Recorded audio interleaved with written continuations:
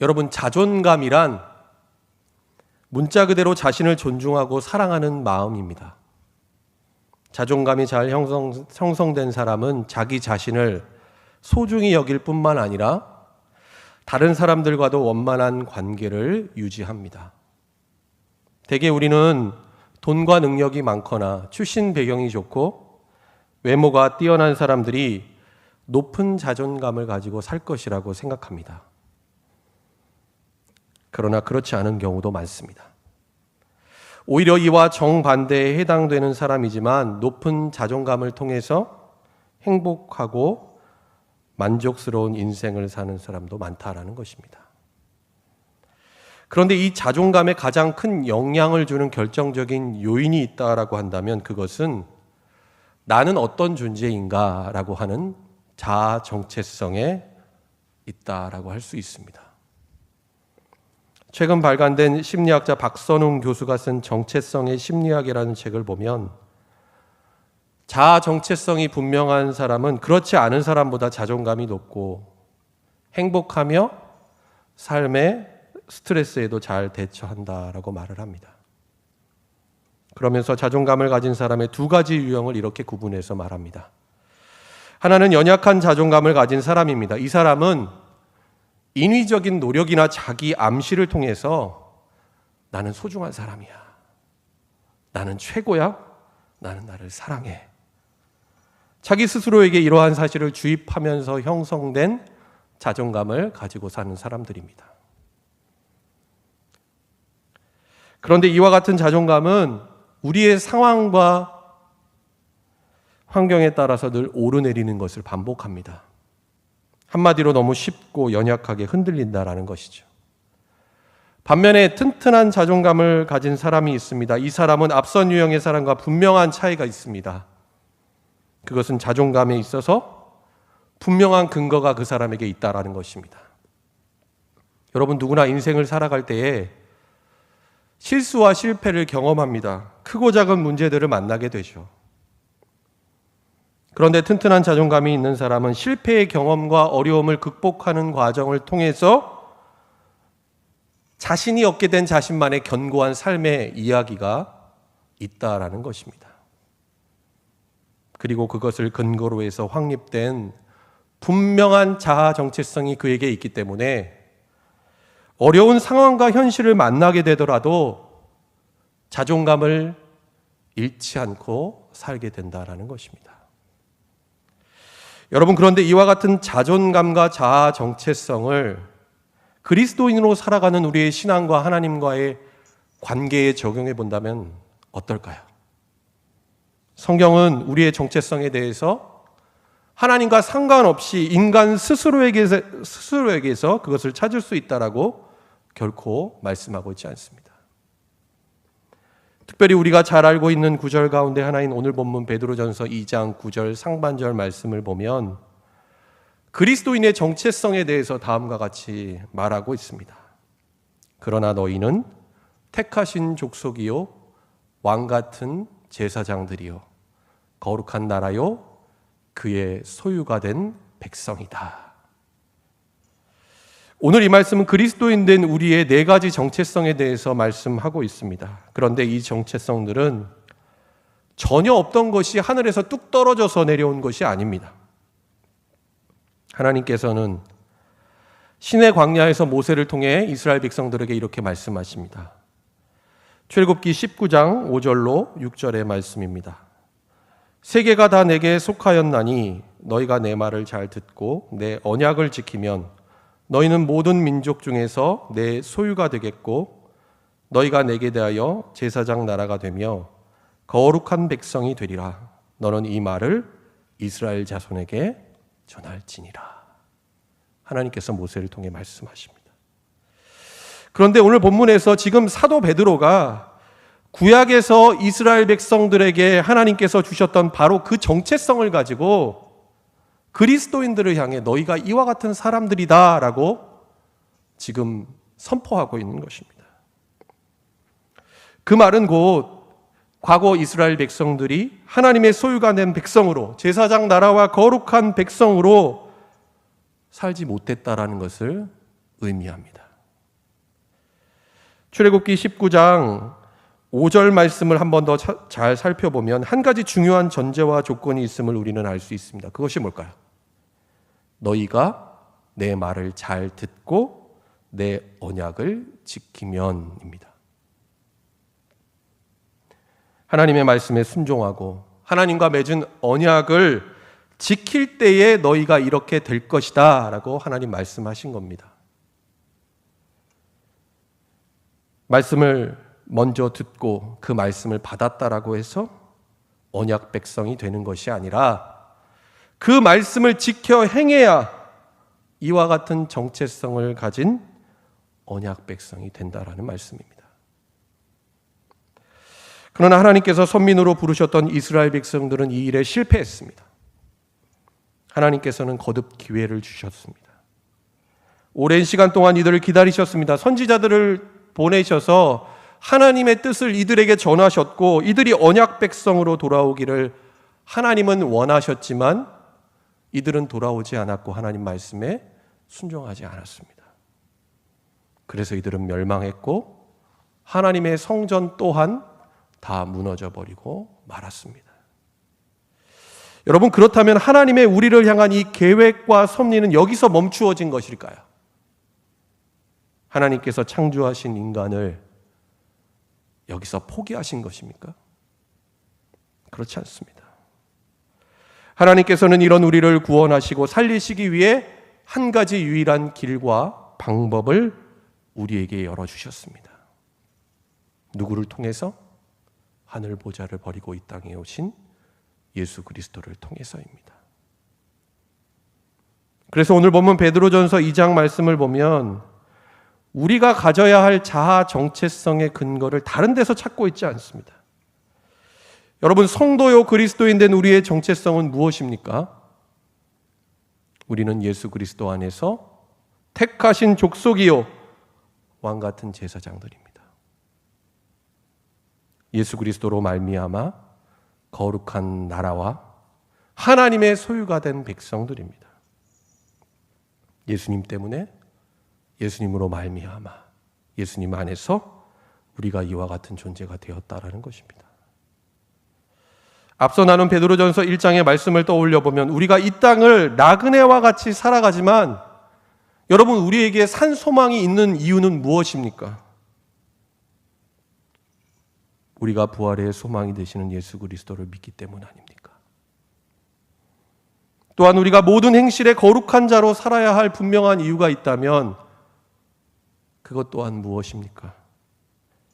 예수 그리스도로 말미암아 우리가 새로운 존재요 거듭난 자가 되었기 때문입니다.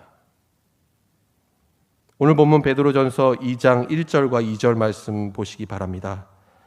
베드로는 이들에게 어떻게 권면하고 있습니까? 그러므로 모든 악독과 모든 기만과 외식과 시기와 모든 비방하는 말을 버리고 갓난 아기들 같이 순전하고 신령한 젖을 사모하라. 이는 그로 말미암아 너희로 구원에 이르도록 자라게 하려 함이라. 예수 그리스도와 상관없이 살아갔던 이전의 삶, 세상 사람들처럼 행했던 죄와 악을 버리고 새롭게 태어난 아기들처럼 순전하고 신령한 젖, 곧 하나님의 말씀을 사모하라고 말씀하고 있습니다. 버리고 사모하며 그리고 이제는 나아가라고 말씀합니다. 오늘 본문 4절 말씀입니다.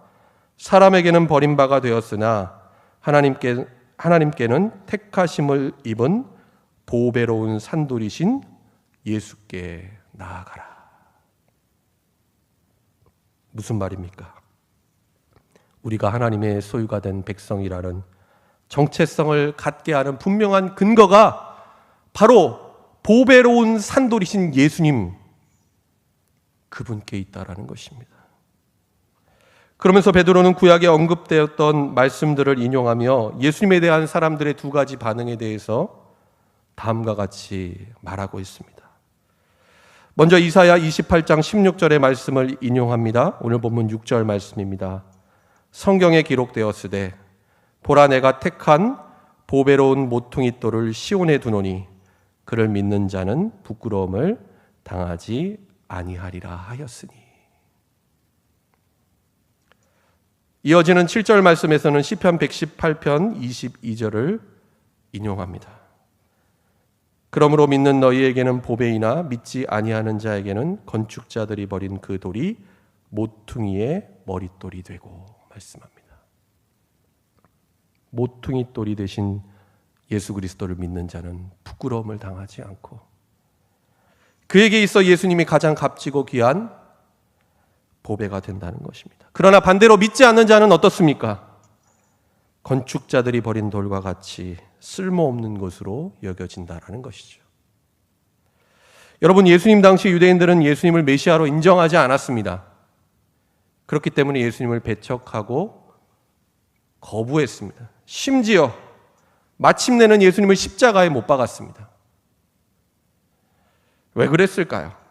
오늘 보면 8절 말씀처럼 이들에게 예수님의 존재는 부딪히는 돌과 걸려 넘어지게 하는 바위가 되었기 때문이었습니다. 그런데 하나님께서는 십자가에 달려 죽으신 예수님을 다시 살리셨고 그를 영광의 자리로 높이셨습니다. 오늘 본문 7절의 비유적인 표현을 빌린다라고 한다면 건물에 있어서 가장 중요한 머릿돌이 되게 하셨다라는 것입니다. 그래서 예수님을 믿지 않고 예수님을 거부하는 자들을 부끄럽게 하셨다라는 것입니다. 여러분, 그러므로 하나님의 말씀을 순종하지 않고 거부하는 사람들이란 어떤 사람들을 말하는 것입니까? 바로 예수 그리스도를 주로 받아들이지 않고 믿지 않는 사람들을 가리키는 것입니다. 그러나 너희는 분명 이들과 다르지 않느냐? 너희의 존재와 정체성은 하나님의 백성이다. 베드로는 그것을 선포하고 있는 것입니다. 하나님께서 가장 귀하게 여기시는 존재, 하나님의 것이 되었다라는 것입니다. 누구 때문입니까? 보배로운 산돌이신 예수님 때문입니다. 여러분, 예수 그리스도를 믿는 우리의 자존감은 어디서 나오는 것입니까? 우리가 하나님의 소유가 된 백성이라는 바로 분명한 이 자아 정체성에서 나오는 것입니다. 제가 설교의 서두에서 자존감과 자아 정체성에 대해서 잠깐 언급을 했습니다. 그런데 우리의 영적인 자존감, 그리스도인으로서 가져야 할 정체성 또한 이와 마찬가지라고 할 수 있습니다. 여러분, 우리가 스스로에게 긍정적인 자존감을 가지는 것 필요합니다. 그렇지만 거기에서 우리의 진정한 자존감이 형성되지 않는다라는 것입니다. 영국의 신학자 알리스톤 맥그라스는 자존감이라는 책에서 이렇게 말하고 있습니다. 인간의 자기 전체성은 하나님과의 관계에서 시작되는데 죄는 하나님과 인간 사이의 관계를 끊어버렸다라는 것입니다. 우리의 건강하지 못한 자존감은 바로 여기에서부터 시작되었지만 하나님께서는 십자가를 통해 하나님과 우리 사이의 관계를 회복시키셨고 죄로 인해 상실되어 버린 우리의 자아 정체성을 회복시키셨습니다. 그러므로 우리가 삶 속에서 자존감을 가질 수 있는 확실하고 분명한 근거는 예수 그리스도의 십자가에 있습니다. 여러분, 악한 원수 마귀 사탄은 우리 그리스도인들이 이러한 자아 정체성을 망각한 채 살아가게 합니다. 이와 동시에 우리를 정죄하며 우리의 영적인 자존감을 집요하게 공격합니다. 이런 것이죠. 내가 이러면서 어떻게 하나님의 자녀이고 하나님의 소유가 된 백성이라고 말할 수 있느냐? 여러분, 누구보다 오늘 이 편지를 썼던 베드로가 그렇지 않았을까요? 내가 예수님을 모른다고 3번씩이나 부인해 놓고서 네가 양심이 있다면 감히 예수 그리스도의 사도요, 예수님의 제자라고 할 수 있느냐? 이런 말을 들었을 수도 있었을 것입니다. 여러분, 만약 우리의 자존감이 하나님과 상관없이 우리 스스로의 감정이나 성취를 통해서 생겨난 것이라고 한다면 우리는 이와 같은 사단의 공격, 그리고 우리의 삶의 조건과 상황에 따라 쉽게 흔들릴 수 있습니다. 그러나 여러분, 우리의 자존감은 거기에서부터 시작되지 않습니다. 하나님께서 예수 그리스도를 통해 우리 가운데 이루신 구원의 사건, 바로 골고다의 십자가에 있습니다. 그러므로 우리는 그 무엇보다 예수 그리스도의 십자가를 든든히 붙들어야만 합니다. 그래서 고린도전서 2장 2절 말씀을 보면 사도 바울이 이렇게 말합니다. 내가 너희 중에서 예수 그리스도와 그가 십자가에 못 박히신 것 외에는 아무것도 알지 아니하기로 작정하였습니다. 아멘. 여러분, 그런데 하나님께서 우리에게 이와 같은 정체성을 주시고 자존감을 가지고 이 땅을 살게 하시는 분명한 목적이 있습니다. 여러분, 그것이 무엇일까요? 오늘 본문 9절 하반절 말씀에 다음과 같이 나옵니다. 우리 9절 하반절 말씀 함께 읽겠습니다. 이는 너희를 어두운 데서 불러내어 그의 기이한 빛에 들어가게 하신 이의 아름다운 덕을 선포하게 하려 하심이라. 아멘. 하나님께서는 우리를 예수 그리스도를 믿는 믿음 안에서 하나님의 소유가 된 백성이 되게 하셨습니다. 여러분, 이것은 그리스도인 된 우리의 정체성인 동시에 하나님께서 우리 가운데 주신 놀라운 특권입니다.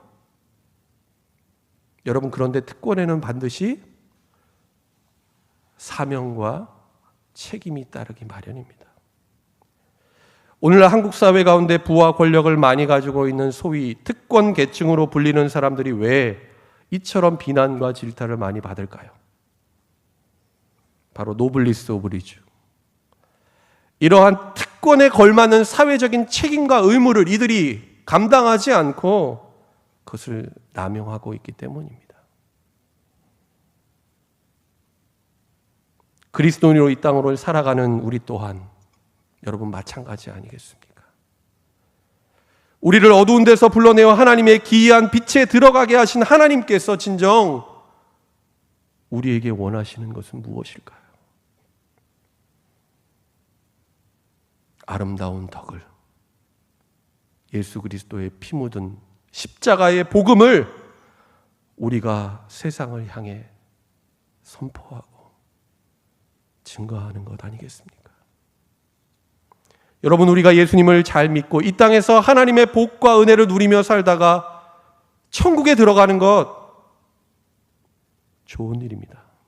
여러분, 그러나 그것 가지고 하나님 앞에서 우리의 사명과 책임을 다했다라고 여러분, 우리가 어떻게 말할 수 있겠습니까?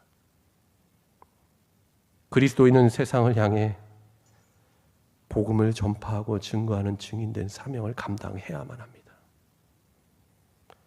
교회가 이 땅에 존재하는 가장 큰 이유와 목적이 무엇입니까?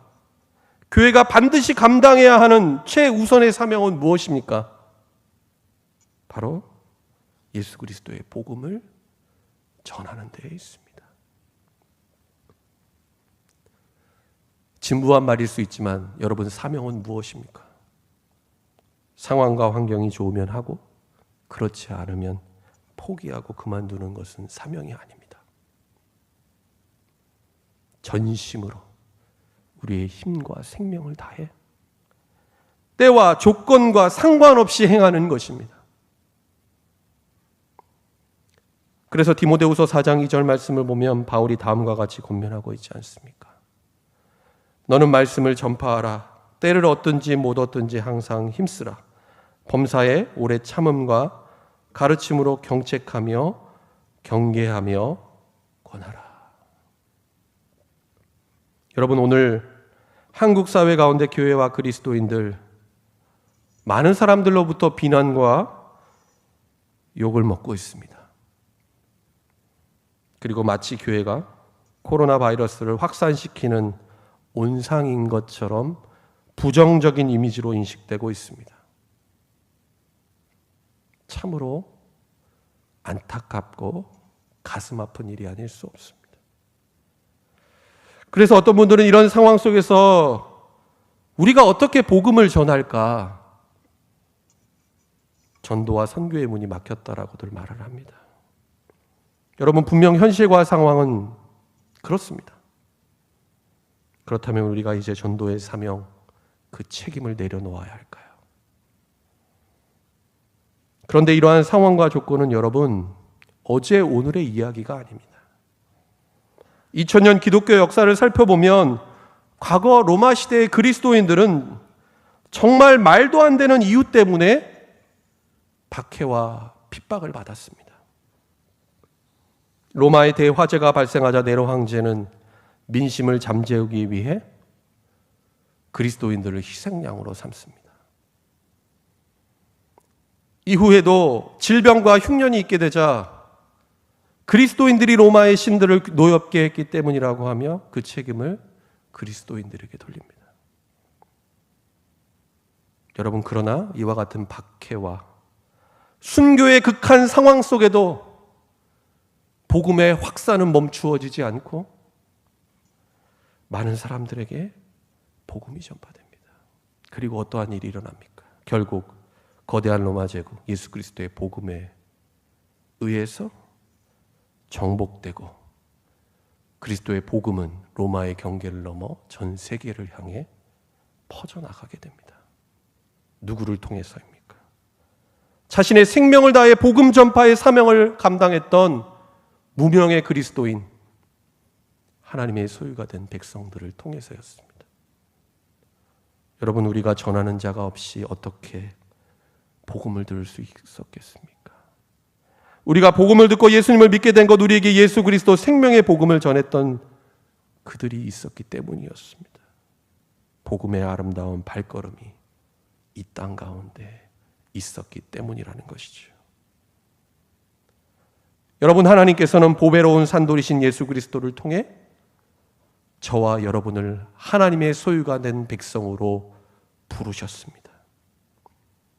그리고 우리가 가진 이 정체성의 분명한 근거는 우리 자신에게 있지 않고 바로 예수 그리스도의 십자가에 있습니다. 여러분, 십자가를 바라보시기 바랍니다. 하나님이 우리를 얼마나 사랑하십니까? 당신의 전부를 다 내어주고 십자가에 달려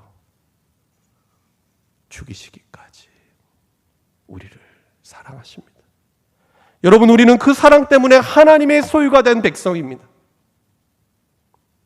사랑하는 여러분, 이 분명한 특권, 이 정체성 안에서 영적인 자존감을 가지고 살아갈 수 있기를 바랍니다. 그리고 무엇보다 우리의 삶의 자리 가운데에서 하나님께서 우리를 하나님의 소유가 된 백성으로 부르신 분명한 이유와 목적, 바로 복음 전파의 사명을 믿음으로 잘 감당하는 저와 여러분 될 수 있기를 예수님의 이름으로 간절히 축원합니다. 기도하겠습니다. 하나님 아버지, 우리를 택하신 족속이요 왕 같은 제사장으로 거룩한 나라와 하나님의 소유가 된 백성으로 불러주신 크고 놀라운 은혜에 감사를 드립니다.